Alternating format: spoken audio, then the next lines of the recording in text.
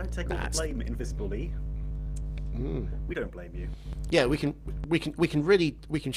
prove that we've been having technical issues because Lee has been replaced by the buzz, that's me, sorry. Lee has been replaced by the letter L. Just Can we replaced. just share and emphasize that it isn't me this week?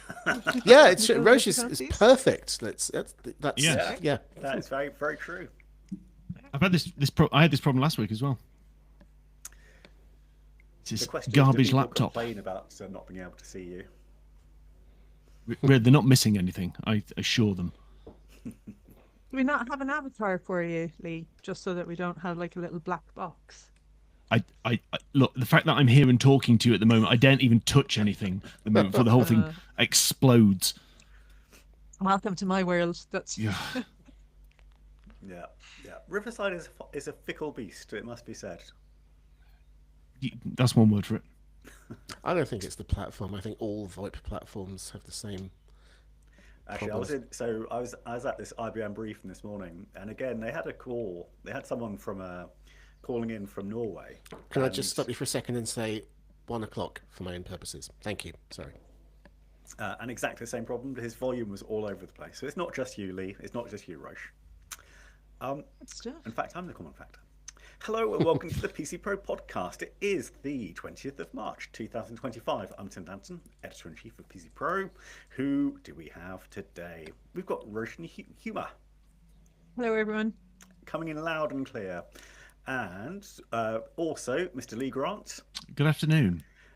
And if you're watching this on YouTube or following us on Riverside, then you'll notice that Lee is a black square today. Because we're blaming Riverside, though, aren't we, Lee? Not your lack of technical know-how. I'm blaming either a garbage operating system written by Microsoft or a garbage laptop made by Lenovo. But no blame to yourself. We haven't got time for this. And Darian Grosesmith. Hello there. Hello. Okay, we've got quite a contentious story to kick off on, so let's just dive straight into it with you, Roche.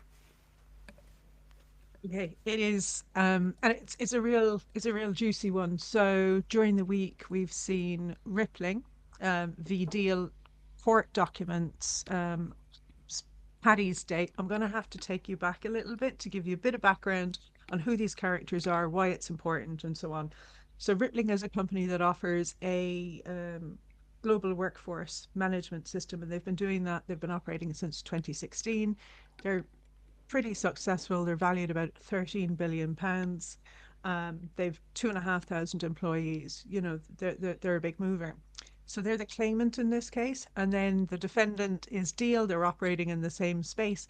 Now we have to go back to 2022 to sort of understand where we are today. Okay, so the thing that happened in 2022 was that Deal were clients of Rippling's.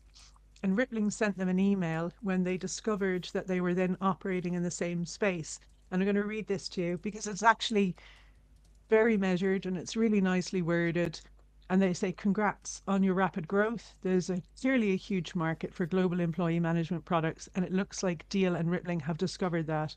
That means we're going after the same customers with similar products. We're concerned that your access and use of our systems will inform your own efforts in this regard. And we would prefer that we each compete on the merits of our own innovations. Okay, this is 2022.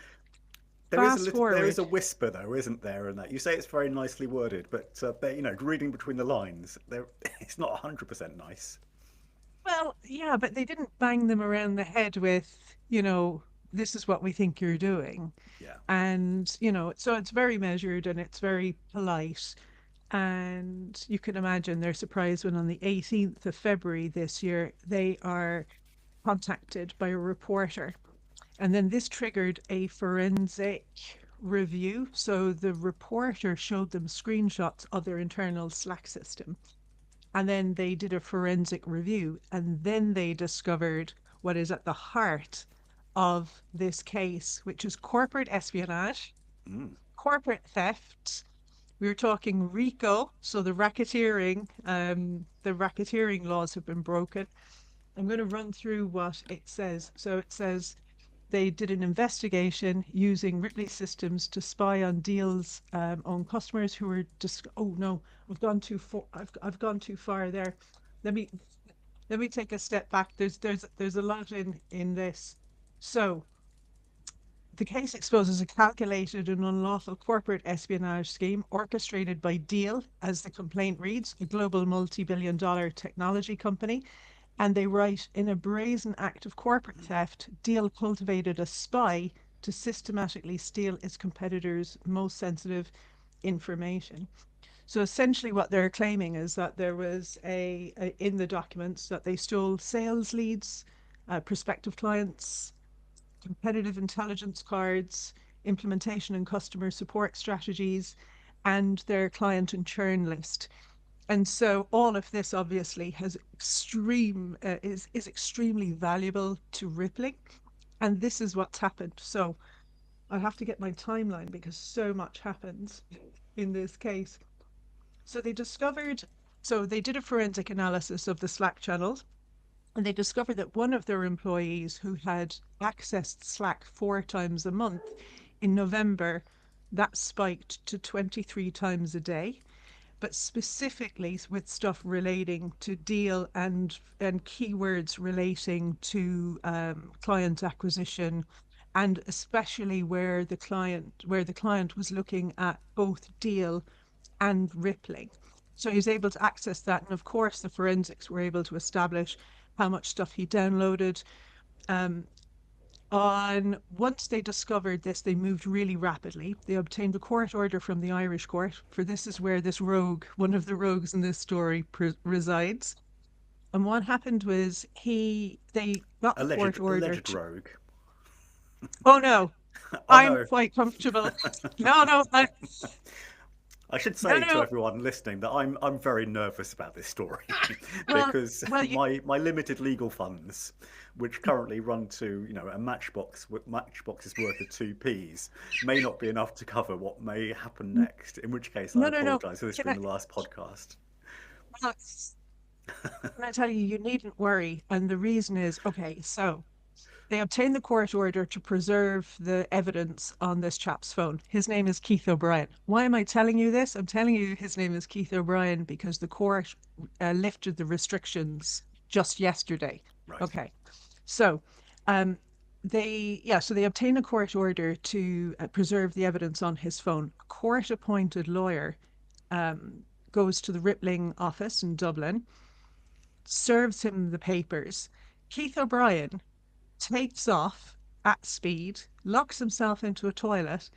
The solicitor is banging on the door, telling him that he would be liable for, quite severe penalties. So for penal enforcement, if you don't comply with the court order, you could be imprisoned. So you've got the solicitor banging on the door, telling him not to destroy it. He then takes off, so he absconds. They then go back to court. Rippling goes back to court. The solicitor explains what happens. The court-appointed solicitor explains what happens. So it's not the solicitor for Rippling who might have a dog in the fight. This guy's completely independent. And then that same day. So then they lift the restrictions on the reporting. And then that same day, Keith O'Brien finds himself before Justice Sanfey and admits that he destroys the phone. Mm. This is why I feel like we have this bandwidth to operate and to report on this story. So it's really happening quite quickly. So what's happened? How did they discover this spy? So they knew from the Slack channels and the forensic investigation that he had a meeting with Deal in December. They also knew that he was harvesting a huge amount of valuable information. But what they didn't have was a really clear link between the spy and Deal. So what they did was that they set a trap. So this is the spy and the honeypot, and this is really interesting. So what did they do here? Oh, we've got the name for the podcast. The Spy and the Honeypot. Perfect. Excellent. So, for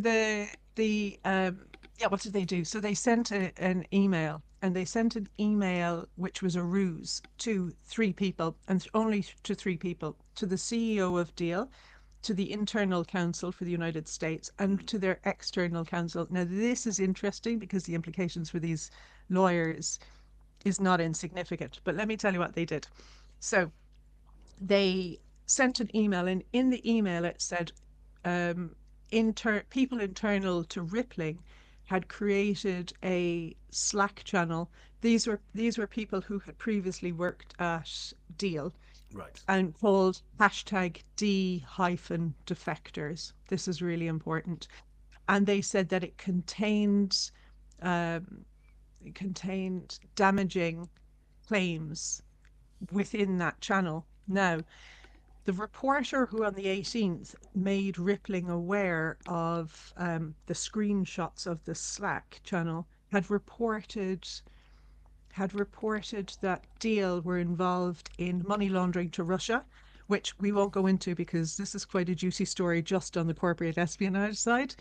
But just so you know, so there were references to Russia in that defectors thing, and they had redacted it. So of course, the reason that they sent that email is so then that if Deal were good actors, they would then get a court order and then be able to take that information without encumbrance or without any issues.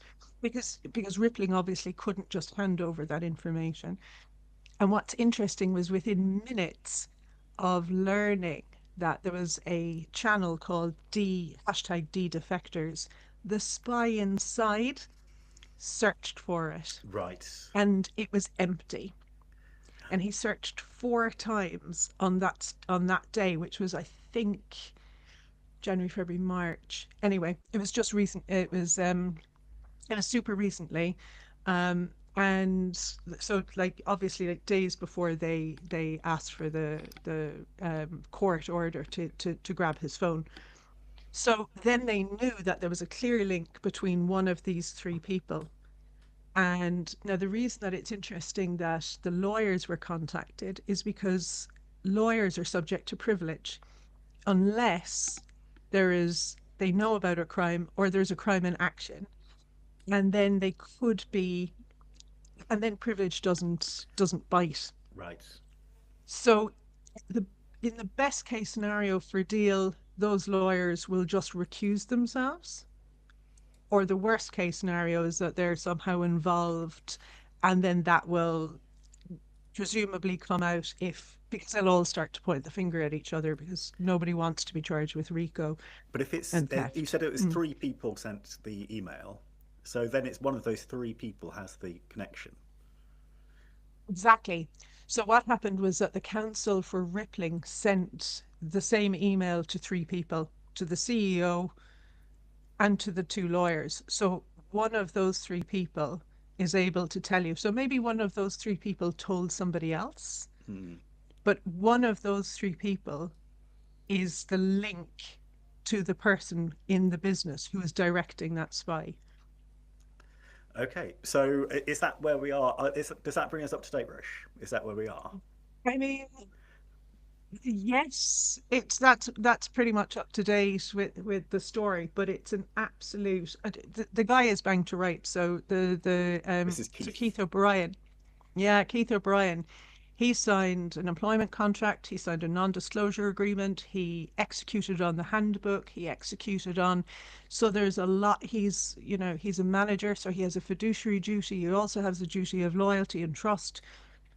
He's in serious trouble, and Justice Sanfi explained it to him. Oh, by the way, when he said he had destroyed the evidence, he said he was under a lot of pressure and he was having a breakdown. And I'm like, if you came into work dressed as a chicken or Big Bird, okay, that would bite. But if you spent four Heck, surely. months, you're right, calculating to harvest commercially sensitive information and then hand it to a competitor, that doesn't look like a breakdown. That looks like you've just been caught.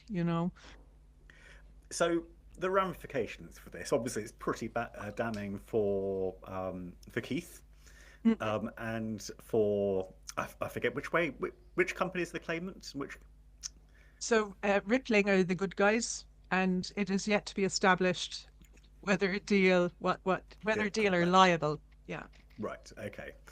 So obviously it's pretty bad for Deal at the moment in terms of Mm. how it looks, the optics of it, let's say. Um, but what can we really say more generally? 'Cause surely this happens all the time.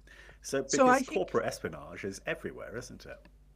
so I do think it happens all of the time. I do think there's a huge amount of insider threat, but you can't talk about things that aren't in the public domain. So this really is useful for it's really instructive for firms to understand that actually, you should be checking for anomalous engagement with if you've got commercially sensitive information. So you've got things like, the principle of least privilege. Did he, as the global head of payroll, need to access information about Mm, client lists and churn risk and all of that kind of stuff? I I think that's hard to argue that he did need that. Um, Even though they did have, like, it looks like they had pretty robust practices internally at Rippling. So there's that. But I mean, look, the ramifications are so Deal, they were projecting that Deal would do an IPO at the end of 25, 26. I can't claim to know how the market works. There's sometimes, a company will do an IPO and you're thinking, does the market even understand what that tool does? Um, but surely investors would be wary because for any technology company, the lifeblood of your business, apart from your product, is how do you get it to market and how do you build your client's pipeline? And if anybody is stealing sales, then that shows that they have no confidence in their own sales process. That's what that says to me. So it's like, they should be competing on their merits and they should be pursuing and they should be able to look to, different companies will need different things. So they should be able to say, look, these are the features that work for our companies. These are the benefits of going with us. We're less expensive or, whatever it is. And so that they're not just doing that. I would say is a warning bell. But beyond that, the penalties for RICO are substantial. So it's three times the damages just straight off. The civil action doesn't preclude criminal action.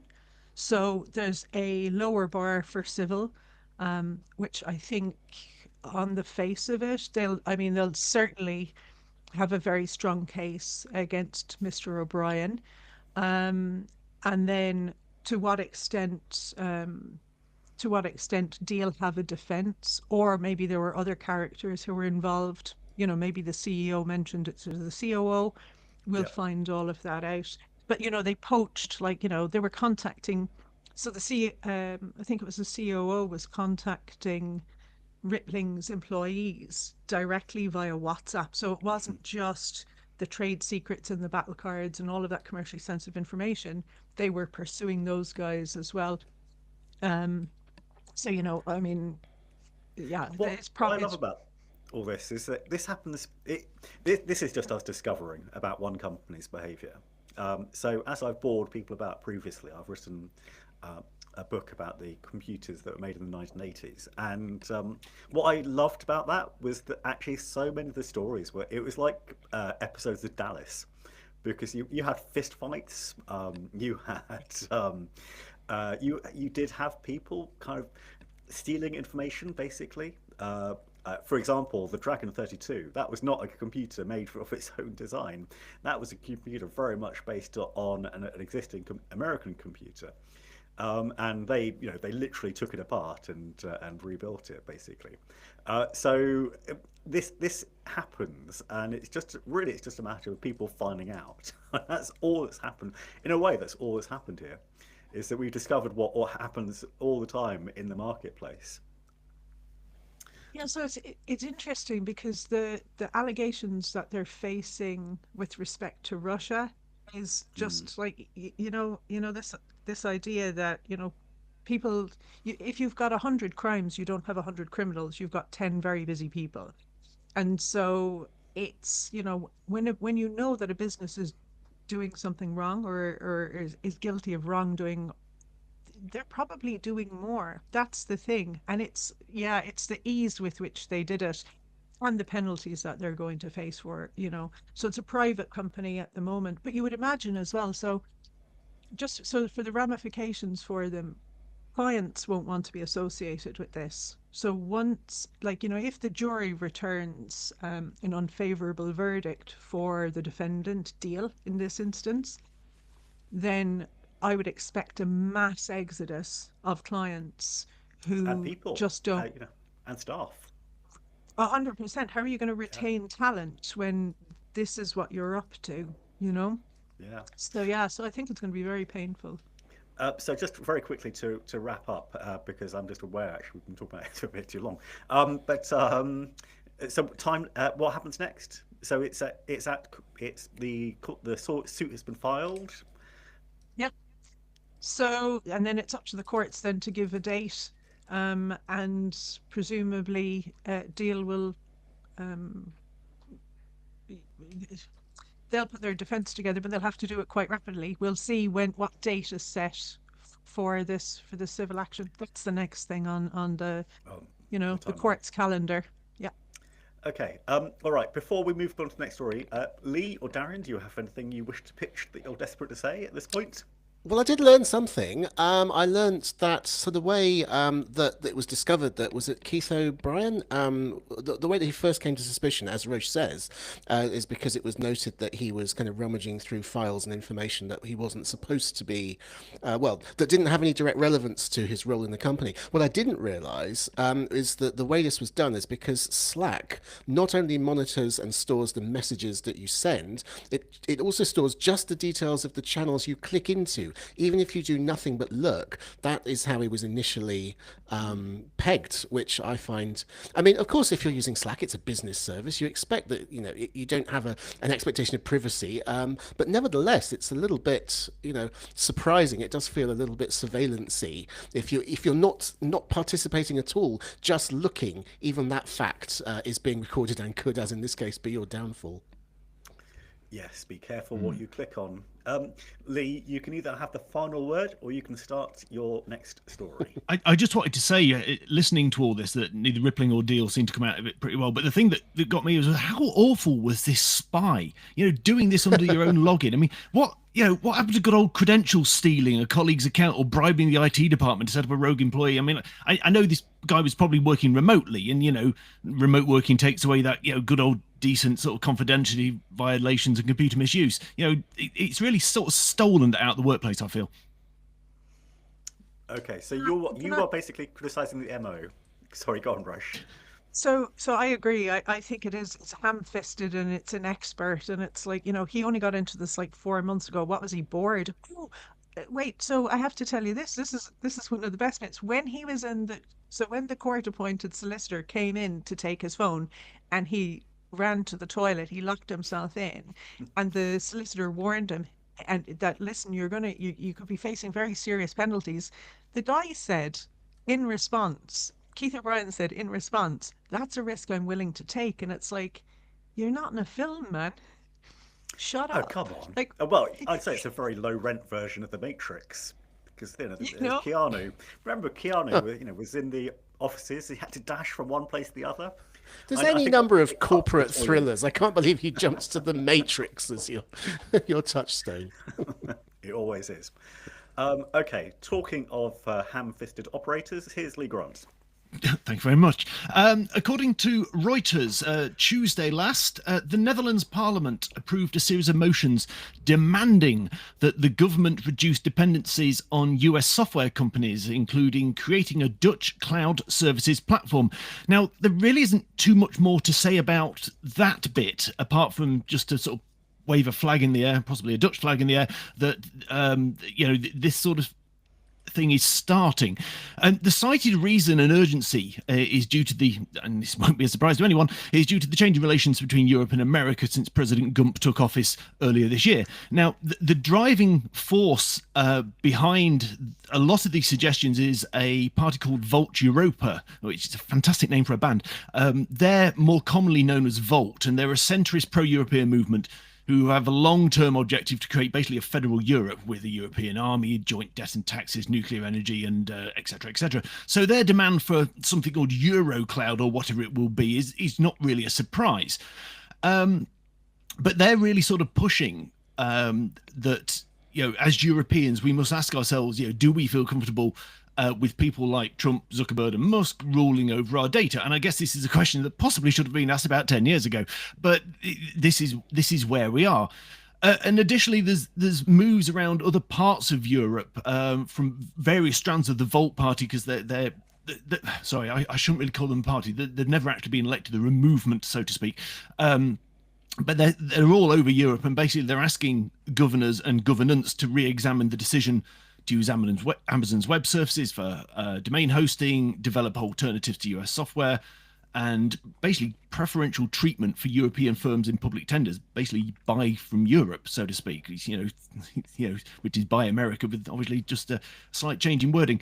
So this is a story that really made the headline with Reuters, but this was prompted by an open letter published at the end of last week to the European Commission President Ursula von der Leyen and the EU's digital chief. And this was from over 80 signatures, this letter, represented around 100 organisations, and basically saying they want regional lawmakers to rethink current suppliers and focus on homegrown alternatives, with apps, platform, AI models to chips, storage, connectivity, basically the whole shooting match, really. And there's an argument to say that, as these have been long overdue. And John Honeyball has spoken many times of this sort of thing. But it really seems it wasn't until J.D. Vance's appearance at the Munich Security Conference and the Paris AI Action Summit, where he made himself as popular as a cactus in a nudist colony, that minds have become really sort of quite focused. So, John Honeyball is not a lone voice, rarely is, even in Europe. So that's basically the nuts and bolts of it. And I shall pause here to breathe, and let us have a discuss at this point. Okay, Roche, you've taken me a couple of notes there. So, what are your thoughts?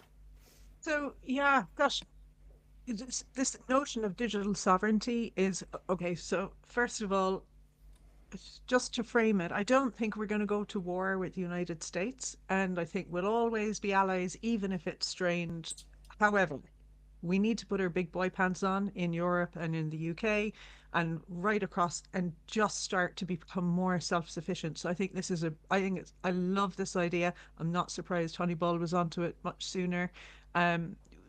We had this issue with, remember Entrust, when Google were like, yeah, we don't actually trust those guys anymore. And you're like, well, yeah, so, but who are the alternatives? And then you look at the alternatives, whether it's GoDaddy or Microsoft or DigiCert, and they're all US companies. And it's like, you know what? We've got a lot of brains in Europe, and we have got a lot of money that we are then shipping across to the United States. And if, as Lee Grant calls him, President Gump wants to impose sanctions, have at it, big boy.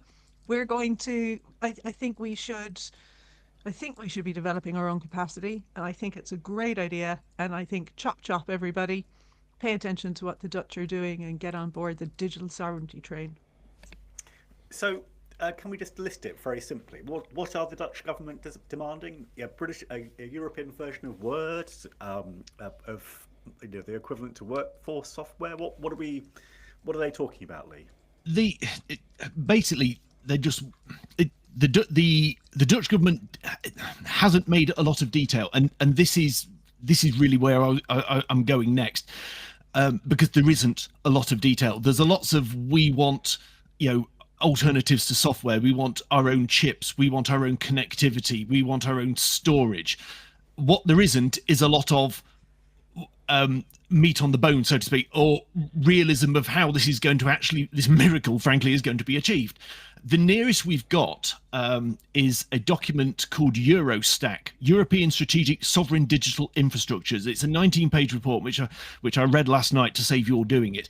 And basically it lays out the plan for what this federal European plan looks like. And it's a lot of it's a lot of finances. It's a lot of things that need to happen, building infrastructure, none of which is here. So as actual firm demands, Tim, it's a lot of nothing much more than what I've said here. Right. Okay. Because John, in the discussion before we had the podcast, he's not around today, but was talking about this need for a European OS in the form of, he said a Linux, Euro Linux is what his word. Do you think that's what they're looking for? The whole foundation to be not American fundamentally? Well, here, let me give you a quote out of this document. Okay. Sit in. We have not developed an integrated indigenous European digital ecosystem, and all available spaces have been occupied by large US corporations. This is true not only of services and applications, our direct experience of the digital world, search, social networks, e-commerce, app stores, but also, and critically, of the entire value chain that supports this experience for citizens, businesses, and institutions, from chips to data to compute to connectivity. This occupation of spaces is not benign and enabling for European businesses. It is fundamentally extractive, with data and economic rents appropriated through unfair bargains between super dominant providers and us, the dependents. So Darian was nodding his head. So what are you nodding your head to, Darian?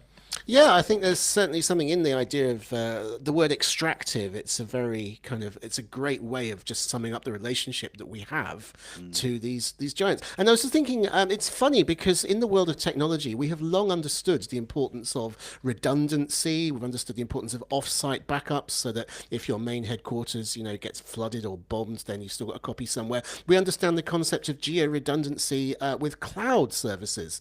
If you put your stuff in one data center, then many providers will say, don't worry, there's another one on the other side of the world, so even if a meteor hits, your data is still safe. But somehow we have ended up, nevertheless, with a great deal of eggs. I mean, it's a little bit seductive, really, because you think there's Microsoft and there's Apple and there's Amazon and there's Google and so on, but they are, of course, all, and technically, they are perhaps, technically and in terms of their internal policy, they are separate, but in terms of larger polity, in terms of like the regime they operate under, they're all American, and they're all subject in much the same way that we've had these discussions about the dangers of dealing with companies in Russia or China, which may be entirely well-meaning, but they cannot be necessarily.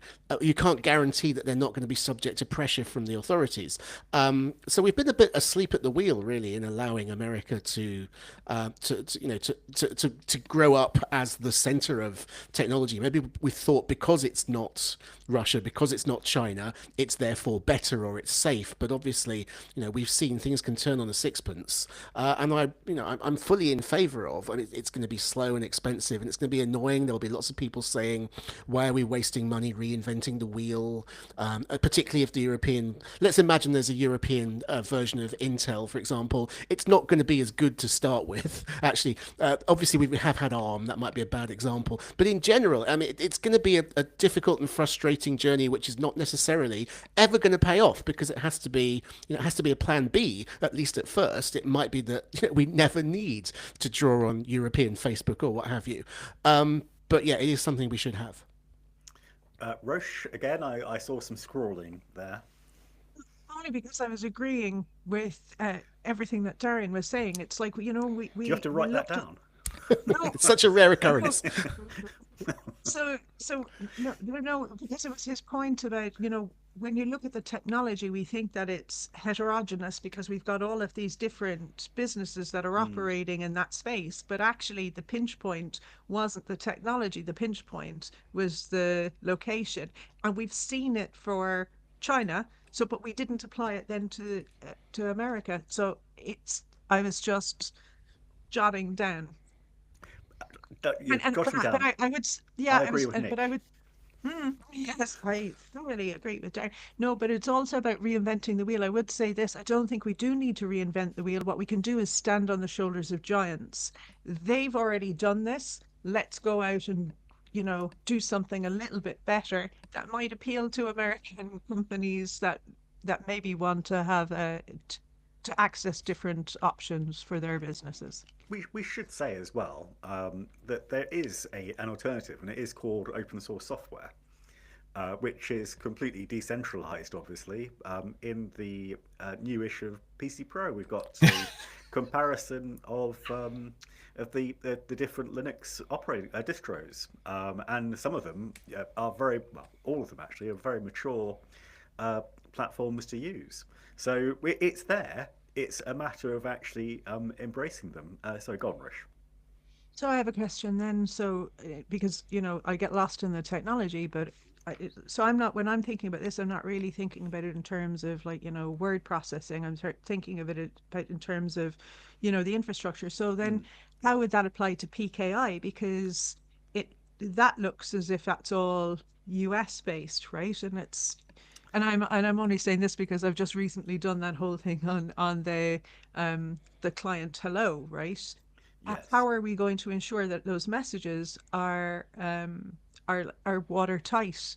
Because we know that even our allies look, we saw that in Germany, right? Remember when the Americans tapped Merkel's phone? Well, if they're tapping her phone, they're reading her email. Let's not be naive about it. And if they're tapping her phone and reading her email, they're also doing that to us. And it's like all of our PKI and all of those structures are American, and you're like, it So just what does PKI stand for? public key infrastructure. Oh, So it's okay. that, it's that stuff where the message will handshake so that you encrypt, Oh, so that is that the topic you're of your next column, which is an issue exactly. 368, everyone, which will be landing with you very soon. Advert. Just to throw back in, there's one aspect that really has, I think, infused people to act here is AI, and because some of the reports that I've been reading on, it was a fascinating evening last night reading these, I tell you. Basically, the EU has basically spent too long trying to regulate the tech sphere without actually competing in it. As Darian said, we sort of blindly sort of allowed this to sort of happen, or because it's been slightly convenient. But AI has really annoyed people, and because they're describing it as a bit of a Trojan horse. Yet, and one quote I've got here: to establish yet more mechanisms of strategic dependency beyond the data economy. Because what people are levying is that a lot of assets are being located on European soil, but of course they remain in ownership of hyperscalers who still hold the key switch.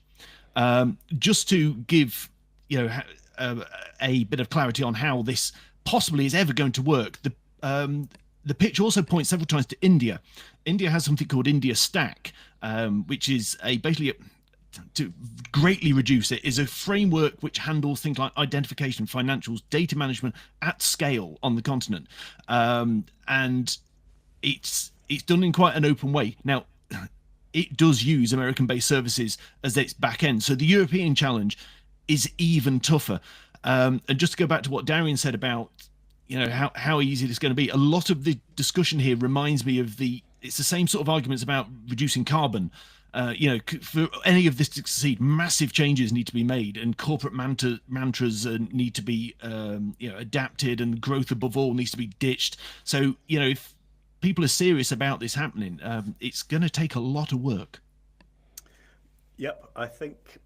Well, yes, we're not even we haven't even laid a shovel in the ground, so yeah, it's going to take a lot of work. Okay, Darian, can you move us to our next story, please? Yes, well, Lee mentioned AI, as inevitably has to come up in every episode of the podcast for the past 3 years.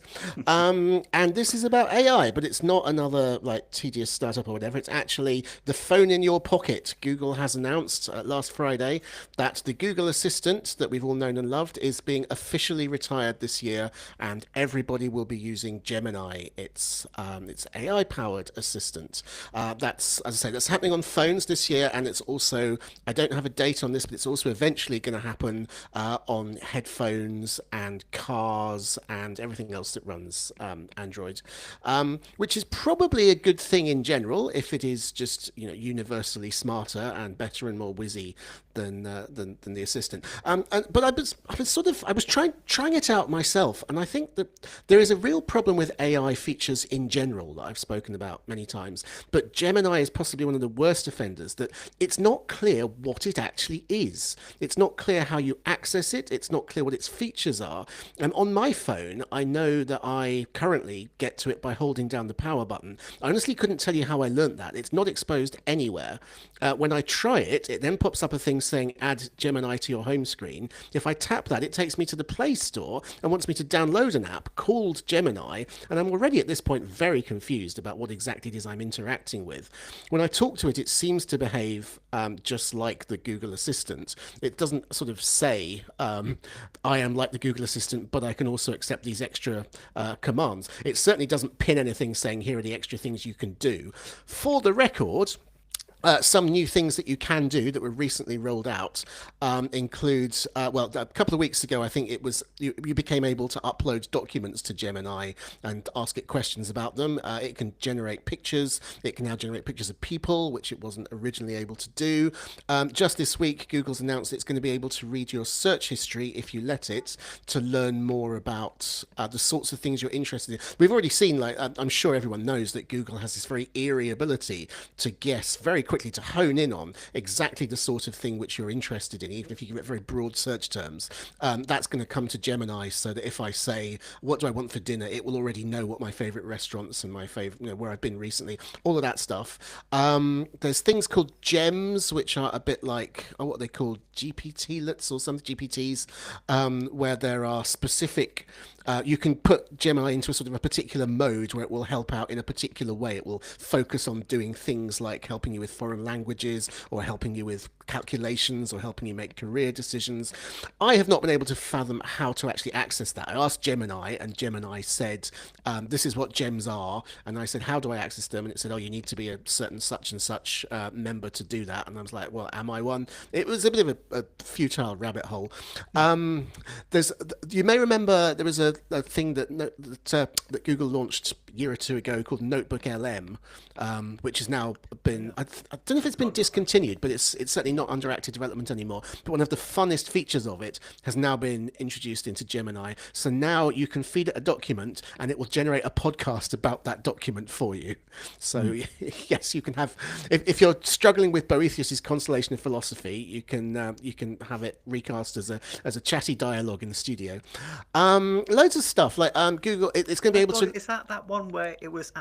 It had two hosts and they chatted to each other, and then in the end they kind of questioned each other's existence. Someone made them do that. Yes, that was quite a nice little demo. Anyway, there's masses of stuff. Just to race through the rest, Google Gemini is going to be able to look at your photos, so you can say, Gemini, what's my passport number? And if you've got a picture of it in your Google Photos account, it will dig it out for you. That sounds great.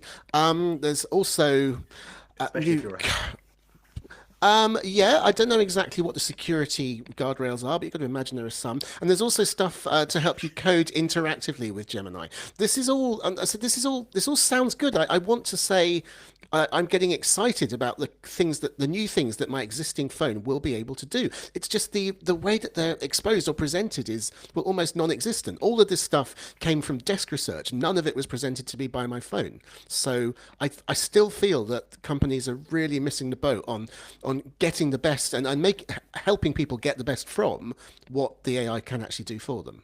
Lee, are you excited? I think I last got excited in 1978. That was a new series of Book Rogers. Am I excited? No, I'm not. I must admit, I have an iPhone, so I'm avoiding Gemini. But I've obviously had a lot of features thrown at me by Apple recently, of which I've turned off because they are.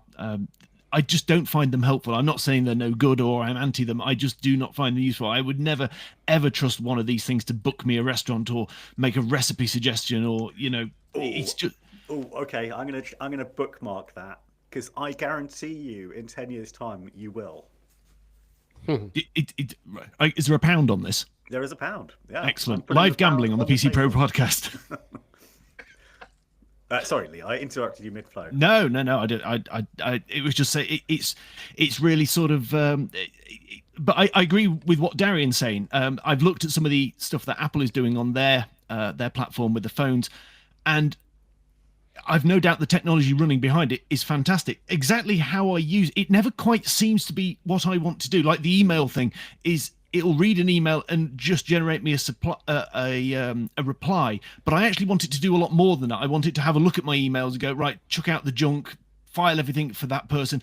And I've got nothing. If Tim, your editor's letter in this month's PC Pro about your frustrations with Copilot and Outlook, it's that sort of thing. It doesn't quite do what I need it to do. So at the moment, it's a no for me.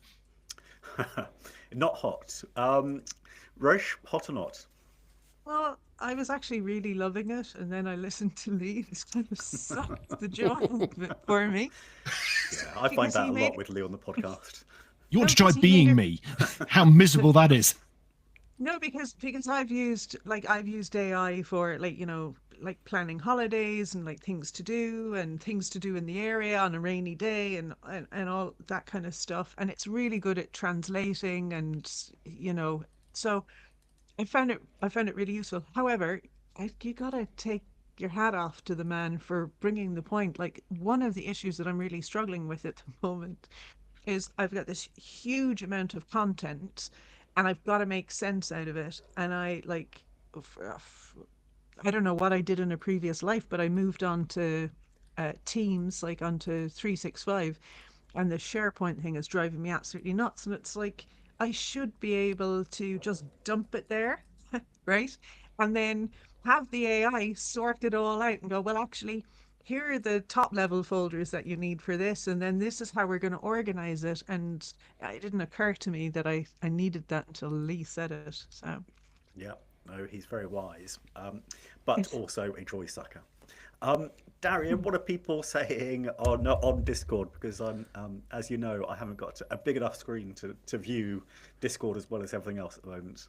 Well, general skepticism, as is usual on on this topic. Ian Nock points out that the sort of being able to make a restaurant booking on your behalf, Lee, or anyone's, is really going to rely on a lot of information, which certainly for Mr. Nock is not all available in his phone. So it might be able to kind of jumpstart the process. But I think, yeah, there probably is going to be some work involved on the user's part. Although I say that, I mean, Google does know so much about me that I haven't explicitly told it.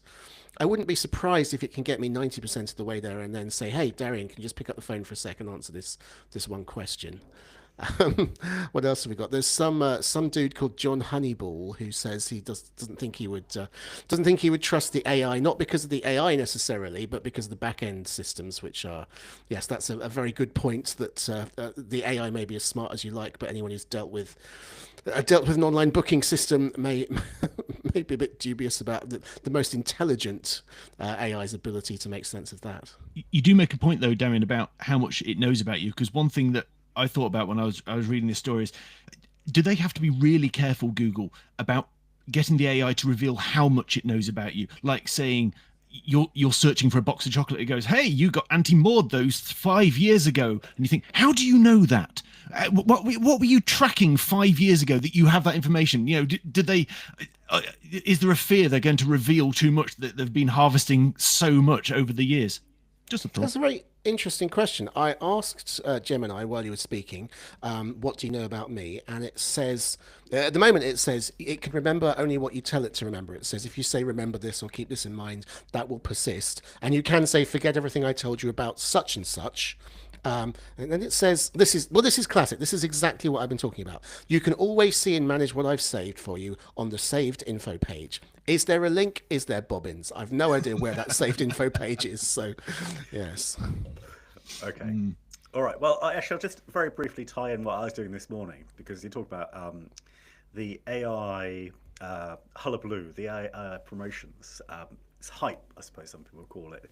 I was with IBM, and they were just talking about how journalists are using their tools to actually make their lives better, to do better work. And there is some good stuff happening.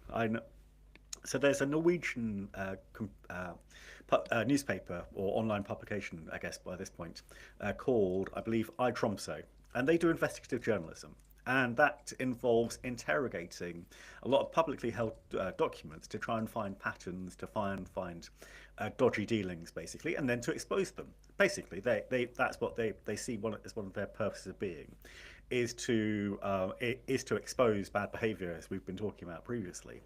And they have now they've flipped it. So whereas they were spending 80% of their time doing research, trying to find these things, and then 20% time writing, they're now doing the opposite. They're effectively spending 20% of the time going through the data, and it does the triaging basically, so that the actual journalists can jump to the most interesting looking stories, and then they're spending the 80% of their time writing. So there are good things happening, but I'll just give you an example of something that I'm less convinced about, which is an Italian AI generated newspaper. This is a 4-page document that's been shoved into an Italian paper. It is called Il Folio. This it's basically been completely produced by our robot friends, and apparently, including reader letters, imagined.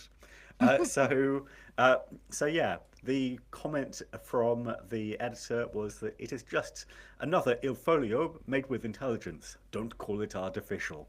So, welcome to our future, where our papers, which frankly have dropped in quality anyway for the past X years, in fact, they become almost like just like a list of feeds from all the different news feeds.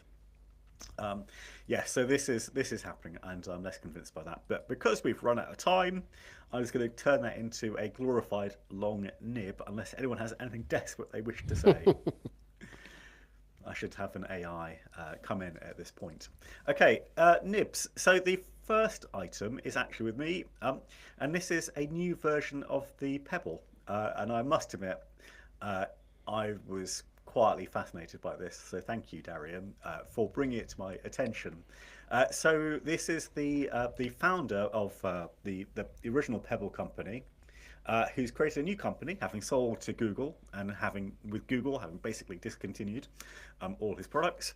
The new company is called Core Devices, and it seems to be pretty much him. And obviously, he's got a lot of money in his pocket now, because he isn't doing a Kickstarter. He is just creating these two watches all on his Todd. One is called the Core 2 Duo, which I'm not sure he's checked Intel's copyright, but there we go. He literally used the name of a processor from 15 years ago, but never mind. And that's a black and white e-paper watch rather, for very much like the Pebble 2, he says, but better. And that's $149, and that'll be shipping from July 2025. And then he's got a color version, $225, slightly larger, and that one includes a heart rate monitor, whereas the Core 2 Duo only has a barometer and compass. So that's the more expensive one, $225, shipping December 2025. Is called the Core Time 2, which, as far as I'm aware, does not in fact tread on any trademarks by Intel other than Core. Yeah, and there's a thing at the bottom that says "I want one," which you can just press and order it. And talking about my columns, where one of them I said I would never buy a smartwatch again, but I'm so intrigued by this, I have actually placed an order, so that at the very least I can do a review when the product comes out. Okay, who has the next nib? If you want to go to that, it's called store.repebble.com. Okay, next nib is with you, Lee. Sure. Amazon is to launch a premium version of Alexa under the watchful eye of their new device chief, Panos Panay. And though it goes without saying, the new AI Alexa Plus is really at the heart of this. And we spoke about this a few weeks ago, which is the one that's bafflingly priced at about $20 a month, or is free with Prime, which makes no sense to anyone. Panay is promising a complete re-engineering of the hardware. So he's cited better sound, battery and security, and because of edge processing, it can handle more AI crunching. That's definitely what I'm missing in my Alexa. Panos has always said that he also plans for wearables such as glasses and watches to really extend the Alexa Plus ecosystem.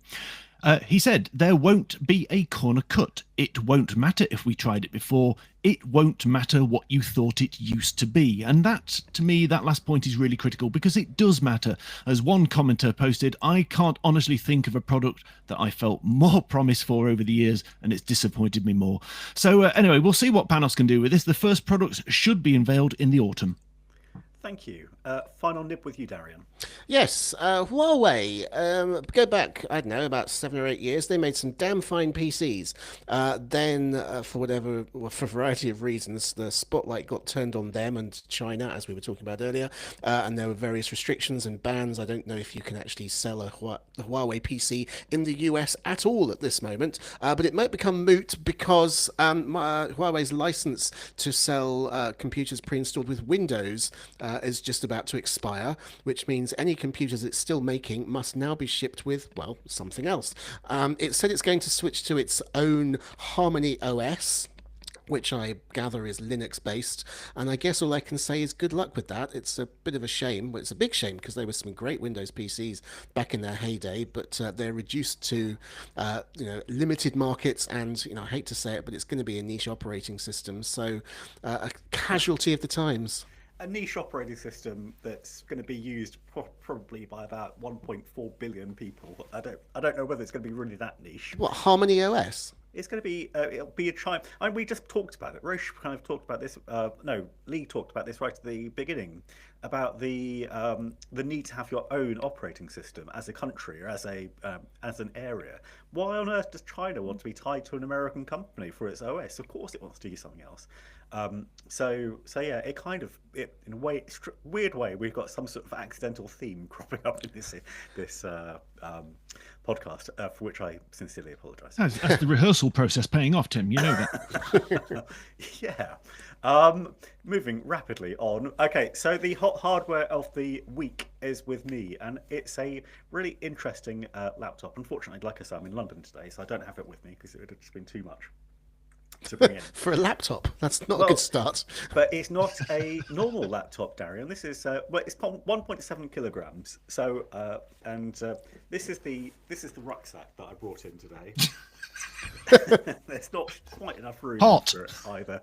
Actually, do you know what? It is a very hot laptop. I did review rucksack. I reviewed it a couple of months ago. Anyway, that's the Dell rucksack. So you can have a look at that if you've got an old copy of PC Pro. But the laptop is 1.7 kilograms, but it's not really a laptop. It's actually because hiding underneath the keyboard, which is removable, is another screen. So you can use a kickstand built into the bottom screen to effectively turn it into a double height screen. So you've got one 14-inch screen, OLED, 2880 by whatever, 1800, and then above it you've got another one. So you've effectively doubled your space. Yes, Darian, question. Sorry, did you say beneath the keyboard? So imagine a laptop, and imagine now that you're looking at the keyboard. Now, imagine in this, you're going to have to stretch yourself here, that you can lift the keyboard to reveal because it's a detachable Bluetooth keyboard basically, and you lift that up and you reveal another OLED screen beneath. Does that make sense? Just about. Sorry, the people on Discord are demanding a link, which I think is quite reasonable. I've just realised that you're not on Discord today, so I shall deal with that. And at the same time, maybe I'll educate myself. It's okay. I'll pop that in. There you go. I'm here. Oh, you've got it. All right. Thank you. Okay, so this is the Asus Zenbook Duo, and this isn't the first particular attempt that Asus has had at this, because this is, I believe, the third iteration.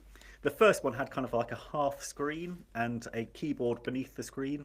It was awful, but no, it's fine. But I didn't like it at all because the typing experience was horrible. But here, last year, it moved to a new design, which is very much as I badly described just now, where you lift off the keyboard and then you've got two full glorious screens. Now you can use them in horizontal, like a landscape mode, but that kickstand I said, it's not designed for that really. So it will support it, but it is clunky. Because the balance of weight is on the left-hand side, and so that means that the right-hand screen, as you're now looking at it, is just a little bit levitated above the table. So it works, but you're not going to be very happy with that. And plus, you've got a big central area between the two screens, so it's not like a normal, like an X1 Fold or an Asus Zenbook Fold, where it's a great big 17-inch screen, 16-inch screen, and you can just use it as an all-in-one PC.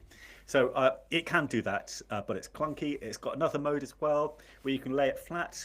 So if you and I were sitting across from each other, Roche, I could lay it flat and flip the screen around in the software so that you could see exactly what screen I had. And then, we could work through that legal document together. What fun we'd have. And using the supplied stylus, we can annotate on each of the screens.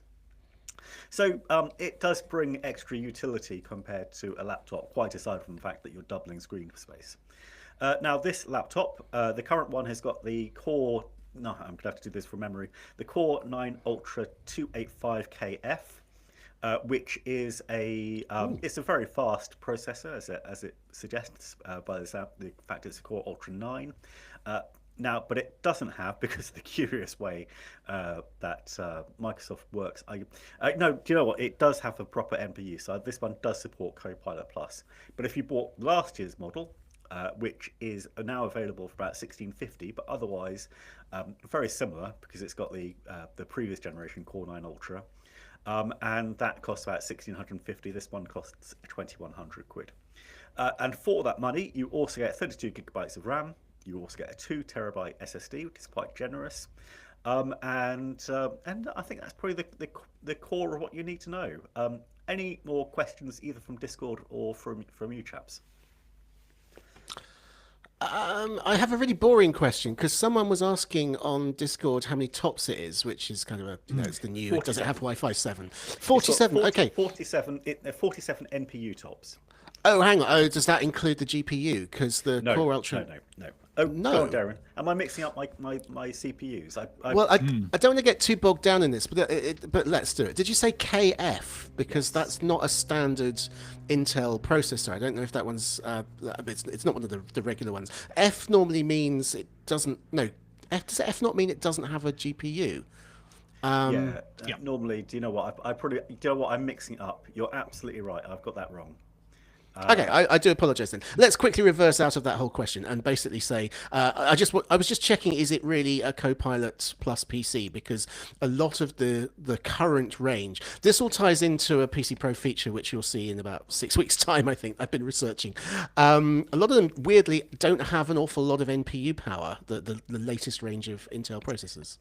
Yes. Okay, so I've just whizzed along to so it's actually the Core Ultra 9 285H.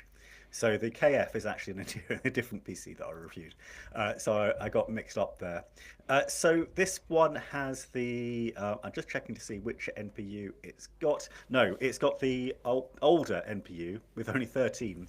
So this one does not qualify for Copilot Plus PC status. So and I don't care about that at all, to be clear, but it was just... But obviously, because it's got the 13 tops, at least, you can actually, it's good enough for video blurring, but you can't get all the exciting extra effects that...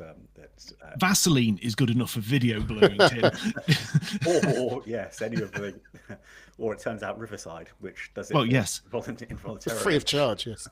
Okay, so apologies, that's my fault. But what I can say about this is it is a fast processor.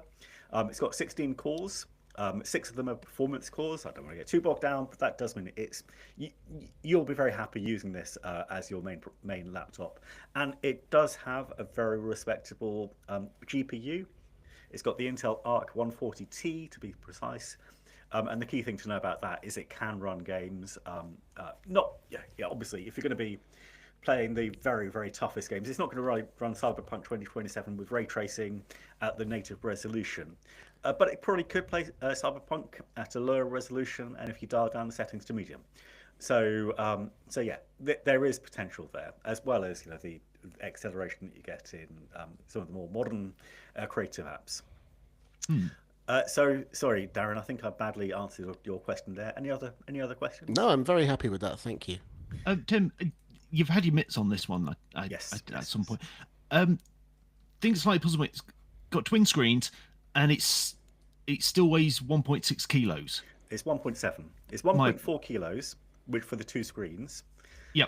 And then the actual keyboard is another 327 grams. I weighed it, as you do.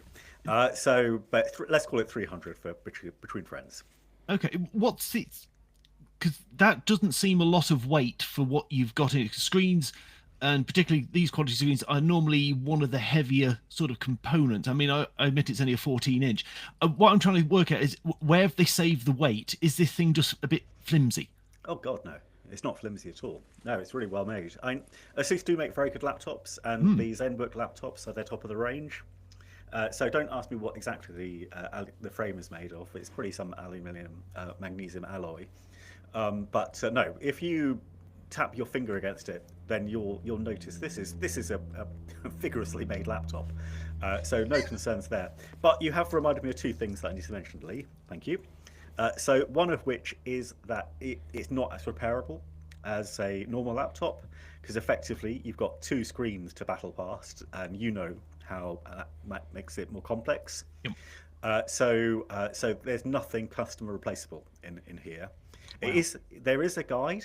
Yeah, so you're very welcome to go to it. I looked at it and then rapidly walked away. But if one of these came into your shop, Lee, you wouldn't be rubbing your hands at easy to repair glee. You'd be thinking, oh my god, I've got to get the glue gun out and all this kind of thing. The other thing I just should say is that battery life is not too amazing. So even though it does have a decently sized battery, about 75 watt hours from memory, it still only lasted for about 10 hours in our light use battery test, and that was with one screen, and with two screens is about 7.5 hours. So this is not a laptop that's going to last you for days and days. This is the third, I think, Zenbook Duo that you have personally reviewed.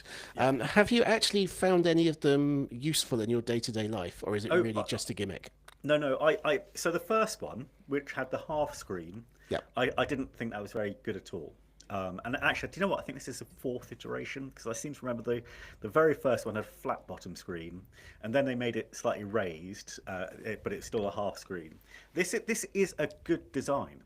If you are the sort of person who goes on a lot of trips, and you like to have that double information, you like to have two screens to work on at once, it's very, very good. Personally, I'd be willing to sacrifice a bit of power to have the one big display so that I can use that as an all-in-one PC effectively when I'm in my hotel room, because I find that I work much faster that way. But because I don't find actually from the way that I work, I'm not such a fan of having two vertical screens, one above the other. Well, that's what I was thinking. It doesn't make any sense to me. No, but you can still have reference information up there. So you're looking at your main screen, like the bottom screen becomes your main screen that you work on, and then you've got reference info at the top there. There's definitely utility to it. Fair enough. By the way, just to clarify, you're quite right. This is the fourth one you've seen. The first one was all the way back in 2019 in pre-COVID times, which is probably why I didn't remember it. Yeah. So yeah, I think they've done a very good job, and actually it's a little bit surprising no one else does it, but still the sales volumes are not going to be too high. But what I will say, the big advantage of this over those other designs that I talked about, one is that it's still relatively affordable. Obviously that's not cheap, 2,100 quid, but you can buy last year's model for 1,650. And actually I'm not saying I'd be tempted to buy it with myself, but I'd certainly have a half thought about it. But if you compare that to the £3,000 north of the other solutions, that's not too bad. Right, should we do a vote? Oh, you want me to do that, I suppose, since you're conveniently not on Discord today. It is very convenient, isn't it? Whilst you're doing that, Darian, let's go to Lee. Lee, hot or not? So you caught me. I was midway through looking through the service manual because Yeah. You can have fun later. Yeah. Yeah. I'm sorry. No. Just no. Repairability aside, I just don't get the. I'm like Darren. I don't quite see how this works, or it's such a niche case for the way that you've got these stacked up. I just don't quite get it. Also, I'm quite skeptical of that resolution on those size screens as well. Maybe my eyes will just get to it. And also, you've got an Intel kick backside processor on there, which can't do the Copilot stuff, which invariably this thing's going to have Microsoft on it. And they're going to start rolling out stuff which is going to be AI and Copilot friendly anyway. So, it's not going to do any of that. So why would you spend $2,000 on it when, if you like that, if you like that layout, you could buy an external screen for a lot less and go and take the kids away for a week. And the fact that you... Yeah, sorry, go on. No, I was just saying the fact that you can't repair the thing, it just absolutely leaves me cold. So I'm sure that would change if I saw it in the flesh and I'd be instantly wowed by it. But I'm afraid from this rather dull-looking John Lewis advert, it's not doing it for me. And that's our sponsorship chances gone as well, I guess. Just very briefly, I wouldn't compare it to one with an external screen because those are pains in the bottoms. And the color matching doesn't work, and they're also inevitably much lower resolution. But I accept your argument, Lee. I'm willing to accept your anti-vote. Bless you. Roche. So I was torn, and I was leaning towards hot, because I love two screens. I like the idea of collaboration, and it's just, I'm always like, just strip out everything you don't need and make the thing light, because yeah, I'm a packing mule otherwise. The things I don't like were the like $2,000 seemed a bit cheeky, and you mentioned it was unstable. So I was like, but then it's got two screens. It's only unstable in that landscape mode, which is the one that I like. Okay. Yeah. The thing that tipped me to not, though, is that Lee mentioned it doesn't do Copilot or AI. Ah, sure, listen, you may as well give me a wax tablet. What do I need that thing for? Okay, so no. that's a 2 knots. Darian. Yeah, despite your valiant explanation of why it's not just a ridiculous novelty, I'm afraid I cannot see it making sense in my life. I think 99% of the time, and maybe this is about me rather than the laptop, but then again, I'm the market, so I'm going to stand by it. I would just open it up and use it like a normal laptop, because I can't be fiddling about with like detaching the keyboard and shoving the thing back and like working out what I want to be on which display. So I'm sorry, it's not for me, and in fact, I don't really believe it's for anyone, so I'm cold. Okay. All right. I'm going to go counter to you guys, because probably if you'd all gone hot, I might have gone cold. But I do feel like it deserves some kind of hint of warmth here. It's very well made. To your point, Darian, how it's not a faff at all. They made it so easy to actually just lift this keyboard off. I'm not saying it's difficult. I'm saying I just would never feel the need to. Yeah. Okay. But you've had your chance. Can I watch you change the battery in it, Tim, and then we can really discuss the word easy? Yeah, no, I know. I did. Well, like I said, I did look at it. So yes. So anyway, they have executed the idea extremely well, and I was impressed, for example, that when I tested the two screens, they were virtually identical. Obviously, they're from the same batch, but you still need to tune these things to make them actually color match properly. So they've done all the engineering stuff so well. So I will give them a hot. And in all honesty, I think the price of 2,100 isn't too awful. And as I said, you can look at last year's model and save a lot of money. And don't forget, you are getting a 2TB SSD for that, along with 32 gigs of RAM. So you are buying a powerful system, albeit one that does not support Copilot Plus PC. All right, thank you. That's a 3-1. How's it looking on Discord, Darian? Not so great. It is a 3-1, but actually it's slightly more than a 3-1 and in the same direction. So I'm afraid there's currently no, it's just ticked up. There's now 23 no's, 23 colds to 6 hots, plus one emoji of a freezing smiley face and one snowflake. So okay. I think, yeah. Do you know what? If I was a Seuss, I wouldn't be actually too unhappy with that, because it shows that people are willing to look at it and think, no, that is almost 25%. If almost 1 in 4 laptops sold were this model, I would count that as a success. Exactly. All right. Thank you very much, everyone. It's been a very enjoyable podcast, well, from a participatory point of view, at least. I don't know what it's like listening to. Pretty awful. Anyway, until our next podcast in a week's time, goodbye. Bye. Bye. Bye. We should put probably awful on a poster. That could be our tagline. Yeah. I'm about to end the session. So Lee, are you taking over from here? Yes, I will try and work out how I do that. View recordings. Right, hold on. That's if it'll. That's true. Yes, actually, if you're not logged, will it let you download them? I should be able to dive back in and get them later on. So I'm about to move back to the shop. So because they'll be in Riverside waiting for me. They will. All right. Okay. Right. Thanks.